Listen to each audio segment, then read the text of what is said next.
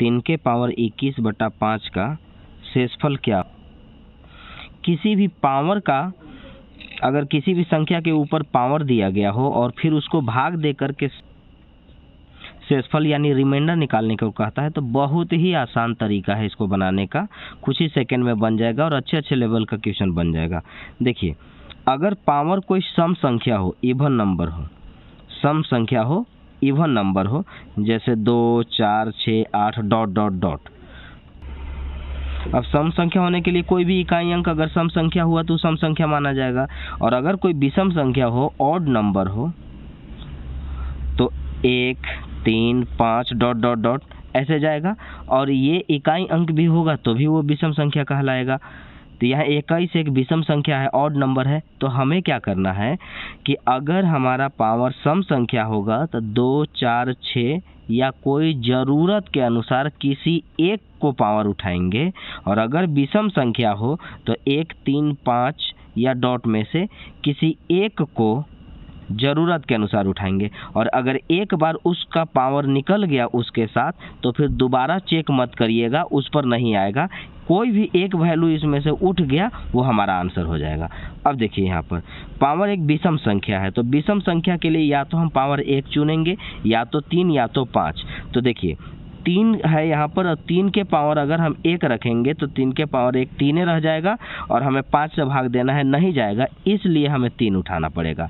और अगर हम यहाँ पर 3 उठाएंगे पावर, तो पावर 3 उठाएंगे तो 3 के पावर 3 27 होता है। अब अगर मैं 27 को 5 से भाग दूंगा तो 50 25 जाएगा, 2 शेष बचेगा, आंसर हो गया 2। एक बार लिख के मैं बता देता हूँ ऐसे क्वेश्चन। 50 25, देखिए शेषफल क्या बचा? 2 बचा। तो इतना आसान तरीके से बना सकते हैं। अब अगर हमें पता चल गया कि हाँ ऐसा होता है, तो हम देखेंगे कि 21 यानी विषम संख्या है, पावर 1 रखेंगे तो 3 ही रह जाएगा, 3 करेंगे तो 27 हो जाएगा।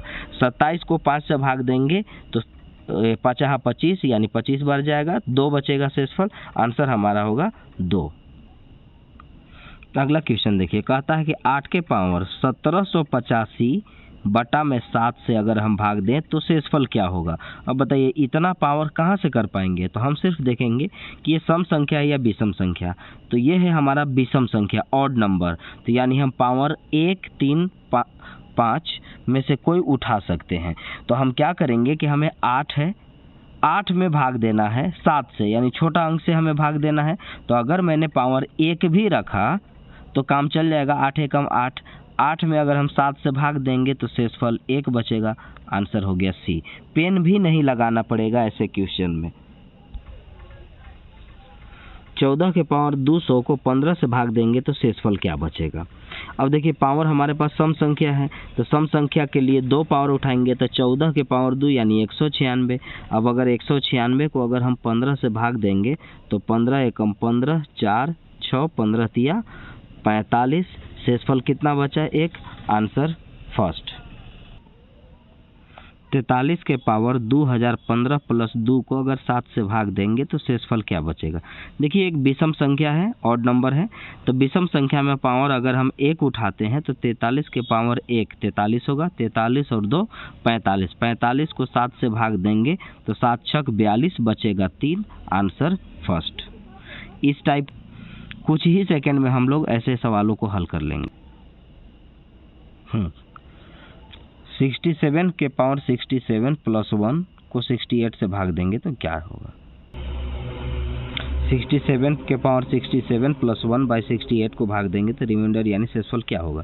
देखिए, ये विषम संख्या है, ऑड नंबर है, तो अगर ये विषम संख्या है तो हम पावर 1 रखेंगे। तो पावर 1 रखेंगे तो 67 एकम 67 और 1 68, 68 को 68 से भाग देंगे, पूरा पूरी कट जाएगा, यानी शेषफल 0 बचेगा, रिमाइंडर 0।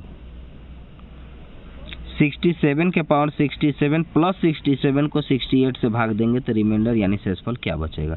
देखिए, विषम संख्या ऑड नंबर है, तो पावर 1 रखेंगे तो 67 एकम 67 ही होगा। और 67 और 67 अगर हम जोड़ते हैं तो देखिए, 7 7 14 के 4, 6 6 12 और 1 13, 134 हो जाएगा। अब 134 को अगर हम 68 से भाग देंगे तो 68 एकम 68 ही जाएगा, 4 2 6 6, 66 रिमाइंडर बचेगा, यानी आंसर बी, 66 शेषफल बचेगा। यदि किसी संख्या में 40 से भाग दिया जाए तो शेषफल 29 बचता है। उसी संख्या में अगर 27 से भाग दिया जाए तो शेषफल क्या बचेगा, यानी रिमाइंडर क्या बचेगा। ऐसे सवाल में जो शेषफल बचता है ना, उससे सिर्फ भाग दे देने से आंसर आ जाएगा। यानी संख्या में भाग देना और शेषफल में भाग देने के बराबर ही होगा। यानी वहाँ जो शेषफल बचेगा वही शेषफल हमारे पास यहाँ बचेगा। तो देखिए, अगर किसी संख्या में 40 से भाग देंगे और उसी संख्या में 27 से भाग देंगे, तो फिर कहा जा रहा है कि यहाँ पर संख्या निकालने को कहा गया था। हम संख्या नहीं निकालेंगे, बल्कि ये देखेंगे कि अगर उस संख्या में मैं 40 से भाग दूंगा तो 29 शेष बचेगा, तो मैं 27 से भाग दूंगा 29 में ही, तो वही शेषफल बचेगा जो संख्या में 40 से भाग देने के बराबर आएगा। तो 29 में जब हम 27 से भाग देंगे तो आंसर आएगा सेकेंड। ऐसे सवाल में हमेशा सिर्फ शेषफल में ही भाग दिया जाता है। जितना से कहा जाएगा अंतिम में भाग देने के लिए, उससे आप शेषफल में भाग दे देंगे। जो शेषफल बचेगा वो हमारा आंसर होगा। यानी 27 से अब हम 29 में भाग देंगे, शेषफल 2 बचेगा और आंसर हमारा सेकेंड। सेम फॉर्मेट पर क्वेश्चन है कि अगर किसी संख्या में 65 से भाग दिया जाए तो शेषफल 45 बचता है। यदि उसी संख्या में 13 से भाग देंगे तो शेषफल क्या बचेगा। तो हम सिर्फ शेषफल में भाग दे करके देखेंगे, आंसर आ जाएगा। 45 में 13 से भाग देंगे तो 13 या 39 बचा 6, आंसर डी। किसी संख्या में 55 से भाग दिया जाए तो शेषफल 40 बचता है। यदि उस संख्या के दुगना में 15 से भाग दिया जाए तो शेषफल क्या बचेगा। जब हमें मालूम है कि ऐसे सवाल में शेषफल से ही हमें काम चलाना है, तो अगर आप संख्या को दुगना करेंगे तो शेषफल भी दुगना हो जाएगा और हम फिर उसमें भाग देंगे। जो शेषफल बचेगा वो हमारा आंसर होगा। मतलब संख्या में जो काम करेंगे वही काम हम शेषफल के साथ करेंगे। तो संख्या को इस बार दुगना करना है तो शेषफल को दुगना करेंगे। 40 दूना 80, 80 में हम 15 से भाग देंगे, 15 पचे 75, बचा 5, ऑप्शन सी। किसी संख्या में 40 से भाग दिया जाए तो शेषफल 36 बचता है। यदि उसी संख्या के 3 गुने में 20 से भाग दिया जाए तो शेषफल क्या होगा। अगर मैं संख्या को 3 गुना करूंगा तो शेषफल भी 3 गुना हो जाएगा। तो 36 गुने 3 करेंगे 108। 108 को अब अगर हम 20 से भाग देंगे तो 20 पचे 100, बचा 8 हमारे पास, आंसर फर्स्ट।